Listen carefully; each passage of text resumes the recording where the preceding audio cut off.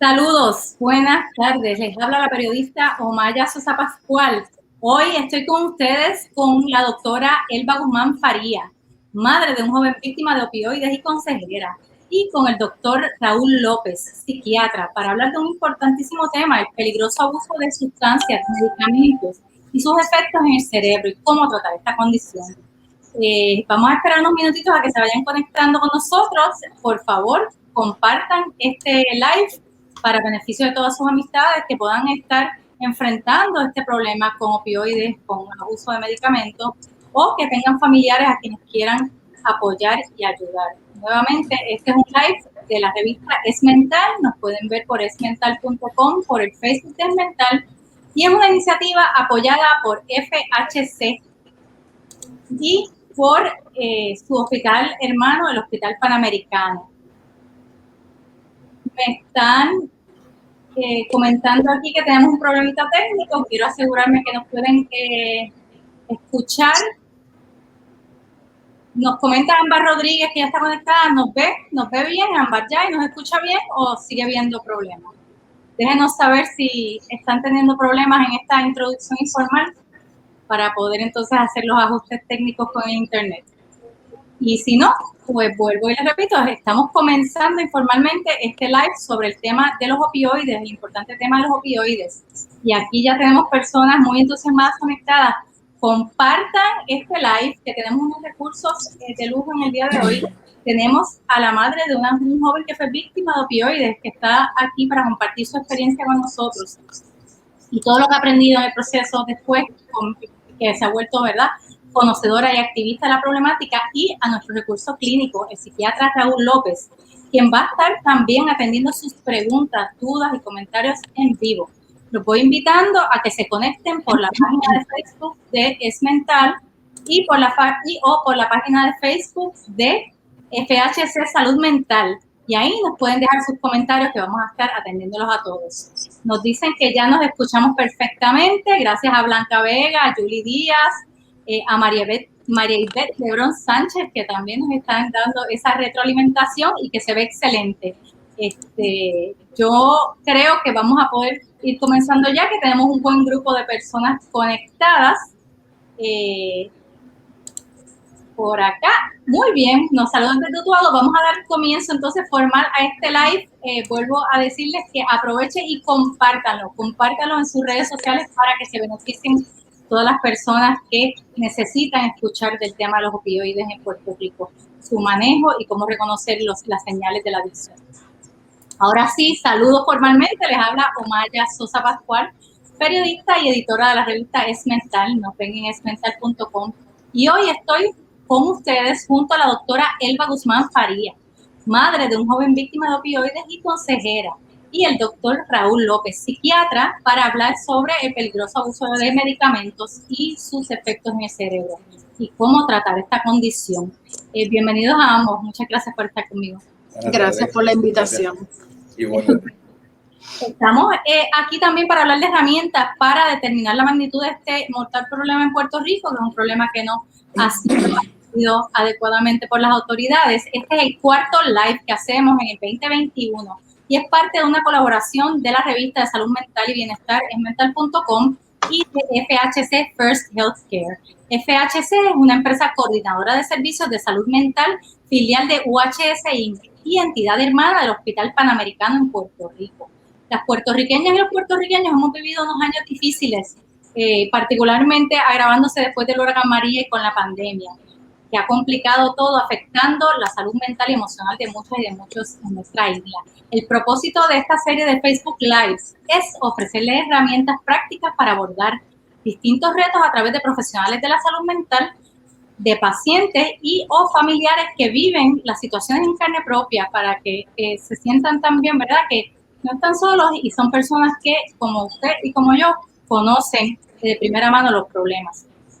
También queremos ofrecer un espacio de intercambio con ustedes, el público, para que puedan participar de la discusión y traerles directamente a estos profesionales que tenemos hoy y en otras ediciones que tenemos 2 veces al mes, y se les puedan contestar en vivo. Así que aprovechen, vayan mandando o pensando en sus preguntas y comentarios, que la doctora Guzmán y el doctor López van a estar atendiendo estas preguntas que nos manden por el Facebook, la página de Facebook de Mental y de FHC Salud Mental.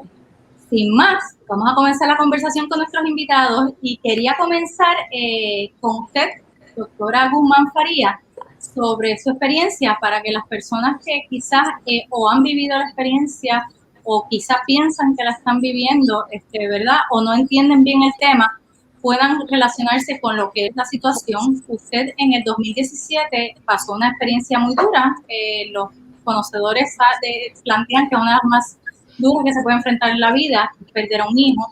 Usted perdió a su hijo Kevin Leandro, de 27 años, por una sobredosis de opioides. Yo quisiera que usted nos relatara un poco cómo comenzó ese problema y cómo y cuándo usted supo por primera vez de la situación. Sí, buenas tardes. Mencionas que es una de las situaciones más duras vividas por un ser humano. Yo diría que es la más dura, ¿verdad?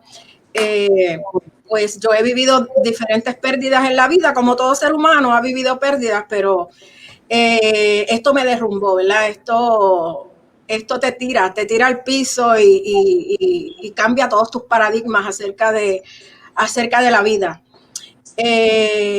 Mi hijo en el 2017, en verano, eso fue en junio, mi hijo estaba terminando su semestre en la UPR de Río Piedras, porque él comenzó sus estudios de maestría, ya había terminado su bachillerato en diseño gráfico digital y había comenzado una maestría en gestión cultural, porque él quería tener su propio negocio, ¿verdad? Un negocio de multimedia.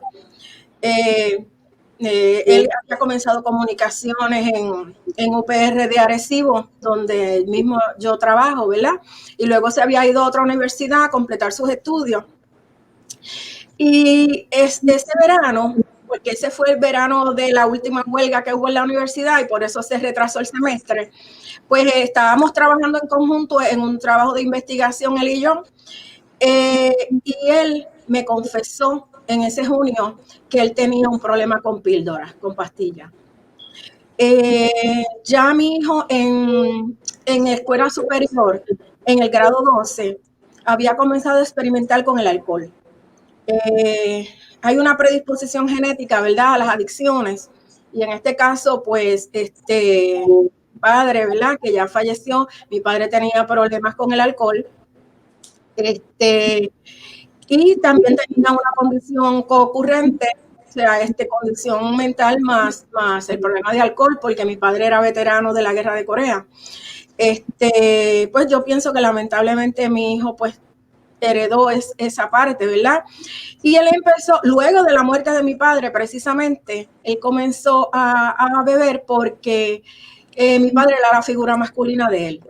Yo era divorciada, ahora estoy casada, ¿verdad? Pero yo me divorcié del padre de mi hijo cuando él era pequeñito y él también tenía unos sentimientos de abandono, a pesar de que tenía la figura paterna de mi papá, ¿verdad? Y ya se ha comprobado, ¿verdad?, en estudios que estos sentimientos de abandono muchas veces, pues, hacen que muchos jóvenes, si ya tienen esa predisposición genética, ¿verdad?, pues se muevan al uso de sustancias. Pero ellos utilizan muchas veces muchas sustancias, no utilizan solamente alcohol. Y como se enmascaran esas señales, pues uno no está claramente qué es lo que ellos están utilizando. Usted, disculpe que le interrumpa, usted no se dio cuenta hasta que él le hizo la confesión de que había una situación, todo esto usted lo... Bueno, yo no lo sospechaba porque, o sea, yo soy madre, las madres tendemos a entrar en negación, pero también soy consejera.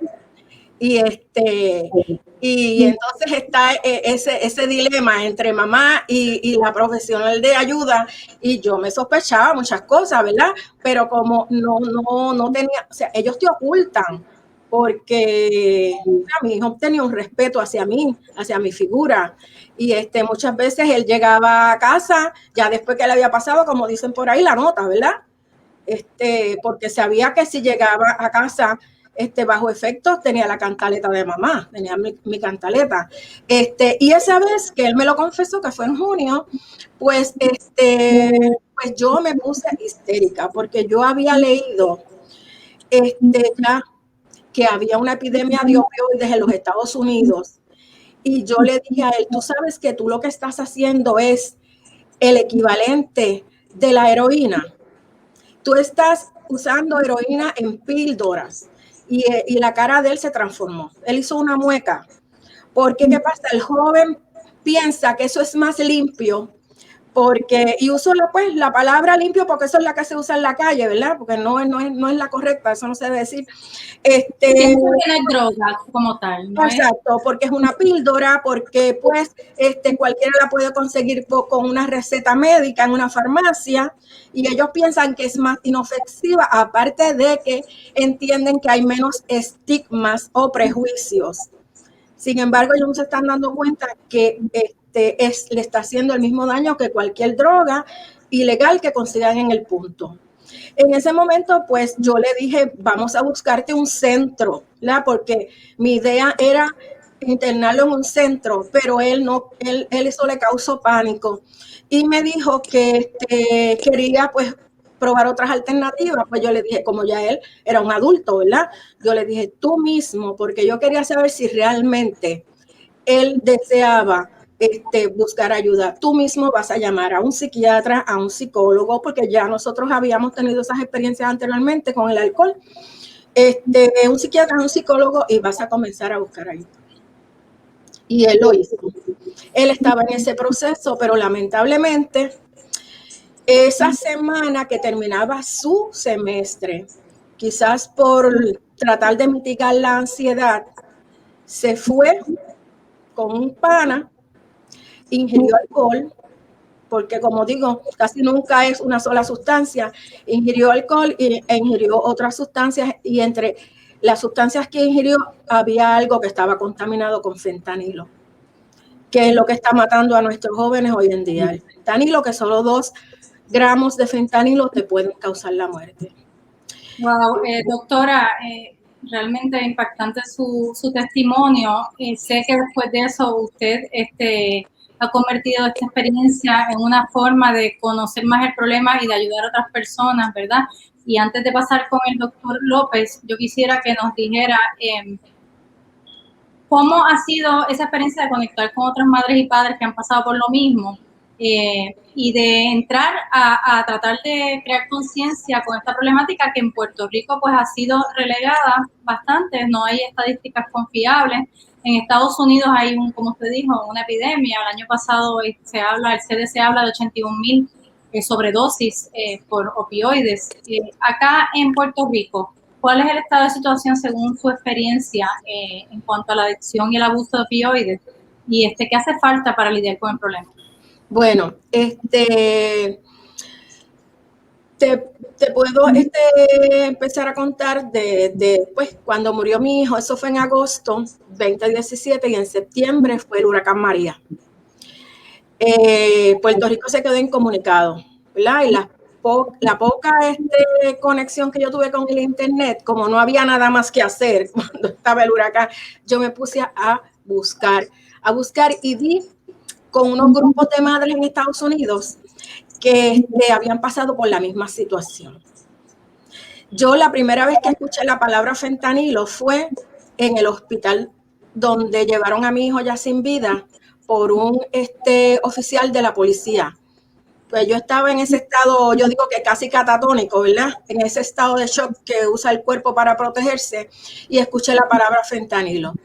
Pues entonces me puse a buscar y di con esas otras madres y vi tantas madres que habían pasado, madres y padres, ¿verdad? Habían pasado por esta situación de las muertes, y yo decía, ¿por qué en Puerto Rico no se está hablando de eso? No, yo no puedo ser la única cuyo hijo ha muerto por esto. Y claro, en ese intervalo de tiempo yo también me puse a buscar ayuda para mí, porque el dolor que yo sentía era demasiado de grande. Yo creía que me iba a volver loca.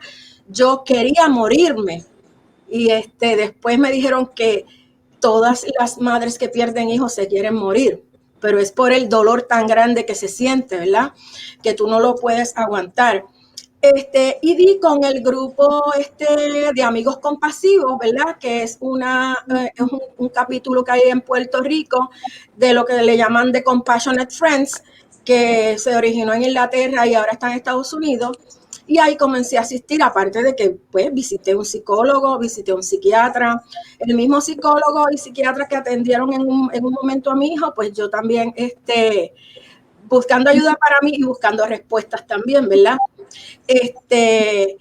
Y entonces, pues ya cuando me sentí un poco más fortalecida, pues empecé a hacer ese trabajo de defensoría o activismo, porque tú tienes dos opciones: o te hundes en la frustración, en la amargura, en la culpa, en buscar responsables y culpables, y claro, hay unos responsables y culpables, ¿verdad? Que ya sabemos que las grandes industrias farmacéuticas, o te dedicas entonces a ayudar a otros, ¿verdad? Y hay un lema que usan en Amigos Compasivos: cuando te ayudo, me ayudo. Y pues en la universidad me ayudaron también mucho, porque como él fue estudiante de aquí, más pues el aprecio, los estudiantes de comunicación teleradial trabajaron en una campaña publicitaria para educar a los jóvenes que se tituló La Última Píldora, y aún la página está en Facebook. Yo soy una de las administradoras. Por los billboards de Puerto Rico se diseminó la información a través de radio, televisión.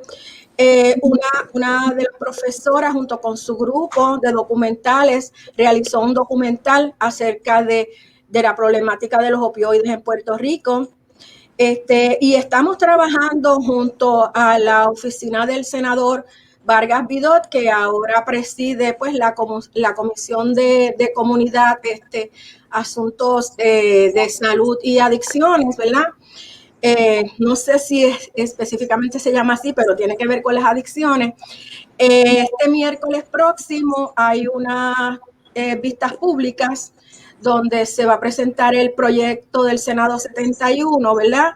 Que pretende crear la ley de prevención de sobredosis de opioides, y para que el naloxona o el Narcan esté más accesible al público. Y para el 19 de abril tenemos también una vigilia en el ala norte del Capitolio, donde se van a recordar pues todas estos jóvenes jóvenes personas, ¿verdad? Hasta viejitos han muerto. Vamos a hablar ahora con el doctor. Perdone que le interrumpa, sí, Elba, pero quiero cubrir otros temitas y vamos a volver al final. Sí. Usted tiene un montón de fanáticos aquí que la están saludando de todas partes de la isla, ¿verdad? Por su trabajo. No lo voy a leer uno a uno porque se nos va el tiempo. Pero gracias a todas estas personas de distintas partes de la isla que nos están viendo y que están mostrándole el apoyo aquí a la doctora Guzmán. Ahora quiero pasar con el doctor Raúl López, pero antes quiero recordarle a los que se acaban de conectar que estamos hablando con la doctora Elba Guzmán Faría, madre de un joven víctima de opioides y consejera, y ahora vamos a pasar con el doctor Raúl López, psiquiatra, conversando sobre el abuso y adicción a los opioides en Puerto Rico, cómo reconocer y tratar el problema, en una iniciativa traída a ustedes por FHC First Healthcare y la revista de salud mental y bienestar es mental.com. Compartan el live para que otras personas se puedan beneficiar. Doctor López, aquí ha hablado la doctora Guzmán de muchas cosas sobre su experiencia personal y yo lo he visto a usted atentamente escuchando. Usted trata este problema, ¿verdad?, en su práctica clínica. Quiero irme a lo más básico para las personas que nos están escuchando. ¿Qué son exactamente los opioides, que tienen este nombre así como que tan complejo y las personas quizás no entienden que son recetas, son medicamentos que usted consigue en algunos lugares? ¿Y quiénes son las personas que están más propensas a desarrollar una adicción de este tipo de medicamentos?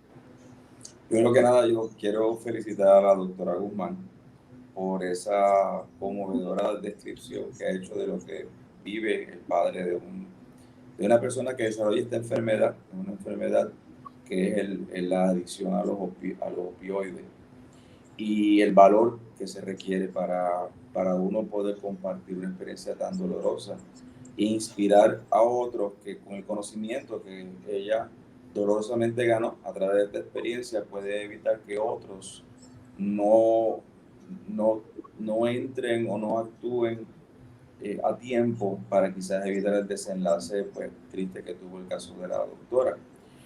Relativo a los opioides, pues antes de comenzar a describirlo sería útil verlo desde el punto de vista histórico. Los seres humanos a lo largo de la historia siempre han buscado cosas en la naturaleza que los hagan sentir diferentes, que los hagan sentir mejor. Desde hace más de 3.000 años hay escritos en los que se describe sustancias sacadas de diferentes flores y diferentes plantas para alterar el estado mental y el estado de percepción de las personas y hacerlos pues que sean más felices. Algunas culturas lo han utilizado como fines religiosos al alterar la percepción para poder hablar con los dioses o poder entender las cosas de la naturaleza. En otras sociedades se ha utilizado como medicina.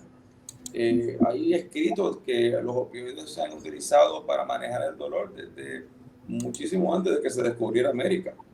E inclusive, hasta principios del siglo XX, había formulaciones de opio, que es el aceite que sale del tulipán del poppy, que se utilizaba para hacer a los niños cuando tenían problemas gastrointestinales. Interesante. La realidad es que se juntaron muchos factores para convertir esta sustancia en probablemente la segunda sustancia más adictiva que conoce el ser humano, la primera siendo la nicotina. Uh-huh. Y el peligro que representa para el funcionamiento del cuerpo humano y el potencial de destruir no solo la vida del que la usa, sino la vida de todos los que están alrededor de los que usan este medicamento. Y en esto tenemos que entrar que hay una serie de factores que tienen que ver con esto, que entre ellos se encuentra la ignorancia, otro es la avaricia, uh-huh, y otro es el estigma. Son tres cosas que en todas las adicciones tienen que ver. ¿Por qué digo esto? Pues básicamente porque estamos donde estamos con los opiáceos por la avaricia de un par de compañías que han tenido que pagar más de $700 millones en daños a todos los usuarios que tuvieron daños por el uso de opiáceos. Ignorancia por la gente que decía que los opioides no eran un medicamento peligroso, que eso se podía utilizar para cualquier tipo de dolor. Todavía me acuerdo cuando hacían anuncios dirigidos a los médicos diciendo de que medicamentos como la hidrocodona, el oxicodona, el Percocet y los Lortab habían salvado la vida de personas que ahora podían vivir felices y que podían compartir con su familia. Todos estos anuncios eran hechos por, díganse médicos a los que se les pagaba muy buen dinero y que hicieron a la compañía Purdue, que es la que hacía uno de los opiáceos, probablemente una de las compañías más ricas del mundo. Y para que quiera leer la historia completa, busque en la internet, porque la historia va mucho más allá de simplemente el medicamento, una historia de perversión de lo que es la conducta humana, que no tiene límite. Pero bueno, hablando de los disculpe, doctora, o sea, aquí hay una historia muy larga y complicada de cómo se proyectó un medicamento de la forma inadecuada, ¿verdad?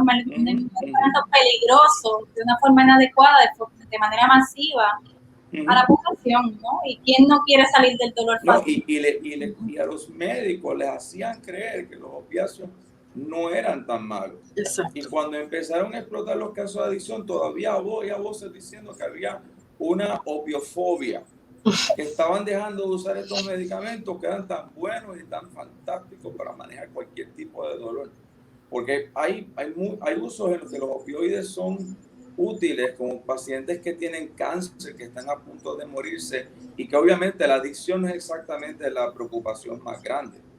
Pero hay personas que la humanidad de paliar el dolor y también está la cirugía. Exacto. Pero yo he tenido pacientes que me han amenazado si no le hago una receta porque dicen que no aguantan el dolor de cabeza. Para un dolor de cabeza. ¿Sabes? Esto es la perversión del uso de una sustancia al máximo exponente que se puede uno imaginar. Y eso ocurre porque los opioides son una sustancia parecida a una que tenemos dentro del cuerpo. Se llaman las endorfinas. Las endorfinas son sustancias que genera el mismo cerebro para neutralizar el efecto del dolor, el dolor siendo una sensación protectora. Cuando a una persona le duele algo, le está diciendo el dolor al cerebro, eso está dañándose, hay que atenderlo. Pero de la misma manera, el cuerpo en su perfección llega a un punto que dice suficiente dolor es suficiente y genera las endorfinas. En la naturaleza ocurre el opio y del opio se derivaron un montón de diferentes compuestos que imitaban el efecto de estas endorfinas en los receptores de opiáceos del cuerpo. Y entonces, al ellos entrar en el receptor, nublaban la sensación de dolor por 10, 20 veces y la persona obviamente sufría dolor. La palabra heroína fue la que le dieron al que la sintetizó en los 1800, pues decían que era una heroína, es un héroe versión femenina. Pues decían que era el fin del dolor para los seres humanos. Ningún ser humano iba a volver otra vez a experimentar dolor con la heroína. Era la cosa más grande, era una heroína, nos salvaba. Sin embargo, los efectos secundarios eran tan violentos que ya a principios del siglo XX empezaron a dejar de utilizar y entonces empezaron a utilizar la morfina. En la Primera Guerra Mundial se utilizó la morfina en cantidades industriales para tratar en el campo de batalla a los heridos, a los soldados que eran heridos, para que no sintieran dolor aun cuando estuviesen a punto de morirse. ¿Y qué pasa? Pues que sí, produce... Discúlpeme, lo quiero interrumpir un poco porque está interesantísimo, pero se nos va a ir el tiempo y hay 2 o 3 preguntas por ahí que quiero atender. Me pregunto cómo, escuchándolo usted con todo esto, cómo, ¿verdad? Todavía esto es un problema después de todo lo que se sabe durante tanto tiempo. Porque... ¿Y cuál es la situación hoy día? O sea, yo entiendo que estos son medicamentos altamente controlados y recetados, ¿correcto? Hoy en día ya no son tan recetados porque se ha establecido una campaña de control y de educación a los médicos. Pero tendrían el médico es el que tiene la responsabilidad de sacar el pecho y decirle al paciente, no, eso no es lo que va para ti. Y obviamente hay 2.6 millones de adictos a los opiáceos en los Estados Unidos. O sea, este problema apenas está comenzando porque una vez que la heroína se agarra del cerebro, hackea, por decirlo así, parte del sistema nervioso central, particularmente el núcleo accumbens, que es donde se interpretan las respuestas de reward, de recompensa.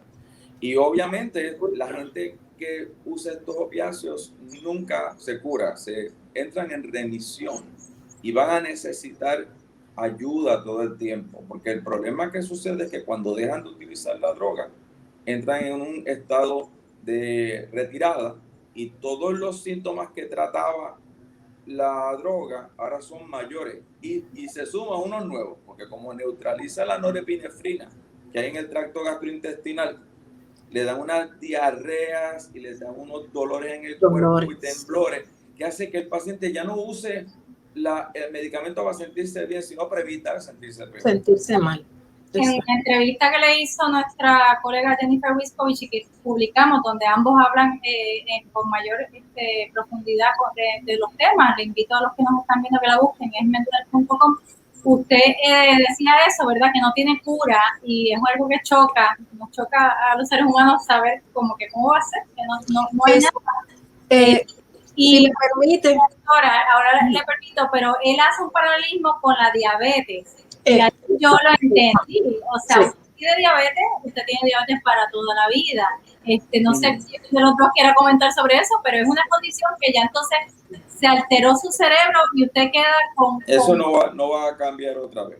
Lo que nos ayuda con la persona que sufre de adicción es ayudarlo a que el cuerpo vaya regresando a su lugar más estable y reprogramar ese cerebro para que él desarrolle herramientas con las que pueda navegar. Como yo le decía a la otra periodista, 80% terapia. Y los mejores terapeutas que yo he conocido en mi vida son exadictos todos, porque saben lo que es estar allá adentro. Doctor, y son los que le pueden llevar ese mensaje. Con que nos apunte un poquito más, porque en eso va alguna de las preguntas que nos han enviado por Facebook, pero quería escuchar el comentario de la doctora sobre este asunto, ¿verdad? De que no se cura la enfermedad. Sí, precisamente lo que dijo el doctor, es una enfermedad crónica como la hipertensión, la diabetes, el asma, la obesidad, pero la única que tiene una carga estigmatizante, lamentablemente, es la adicción. Y eso es parte de toda la problemática que tenemos en la sociedad. Y es lo que ha hecho más difícil tratarla, porque cuando uno tiene diabetes, uno va al médico y el médico le da un pat en la espalda y le dice, bendito, te voy a ayudar. Ser diabético no es tu culpa. O tú tienes asma, no, yo sé lo que estás sufriendo. Sí. Pero hasta hace poco, y vuelvo otra vez, los que estamos llamados a esto somos los profesionales de la salud. Yo no brego con adictos. Los adictos son unos sinvergüenza. Los adictos, uno me dijo a mí, yo no voy a permitir que vengan adictos a mi oficina a robarse las cosas, porque se roban las cosas. Y aunque sí existen adictos que en su desesperación por conseguir la sustancia hacen cosas indecibles, pero es la droga pensando por ello.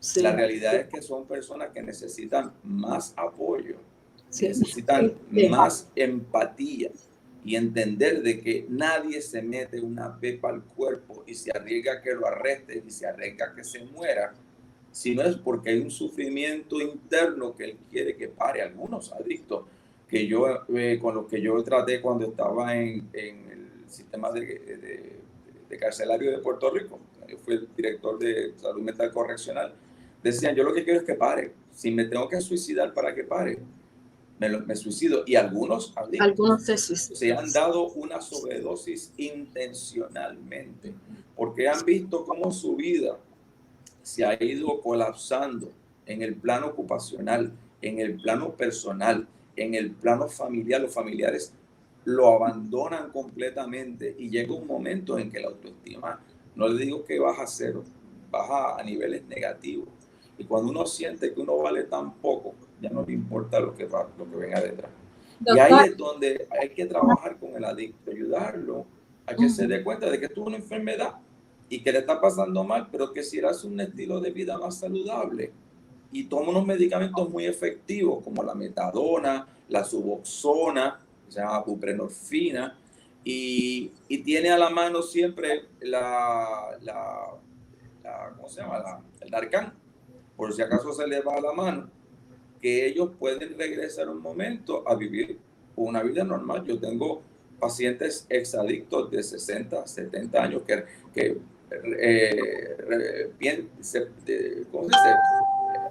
hablan con nosotros de lo que ellos experimentaron. Yo no sé cómo caen en esto. Y hoy en día son personas útiles, felices, porque lograron realambrar su cerebro otra vez y volver a vivir una vida saludable. Doctor, ya usted ha dicho un poco lo que era una de las preguntas importantes que tengo aquí, pero creo que lo puede resumir, ¿verdad? Y quizás abundar si desea. Y aquí nos pregunta Norma Rosa de cómo salir de tomar opioides recetados. O sea, que la gente agrega ¿verdad? Esa pues capa. Eso la ley nos está ayudando ya. Hoy en día cualquier médico que haga una receta de un controlado, que no le toque recetarlo, es decir, que no sea un oncólogo o a un cirujano o alguien que no quede más remedio que darle ese medicamento, entre un registro central que es compartido con el DEA. Y obviamente las computadoras nos ayudan muchísimo a saber cuáles médicos, ya sea por lucro personal o porque simplemente son ignorantes, están saliéndose del patrón prescriptivo normal que llevan. Por lo tanto, no importa dónde vaya este paciente a buscar una receta, si le hacen 5 recetas, esos 5 médicos los van a avisar amablemente que se están saliendo del patrón prescriptivo y que hay otras cosas mejores o más seguras para tratar el dolor. Si eso no funciona, pues ustedes han visto la prensa, eventualmente pues llega el FBI a la oficina, lo arresta el médico y se lo lleva. Han habido muchos médicos que ya han estado bajo las rejas por esa razón. Eso ayuda a que la disponibilidad ya solo quede en las áreas ilegales. Y esa es un poquito más difícil de manejar. Esa otra la tenemos que manejar con educación. Educación.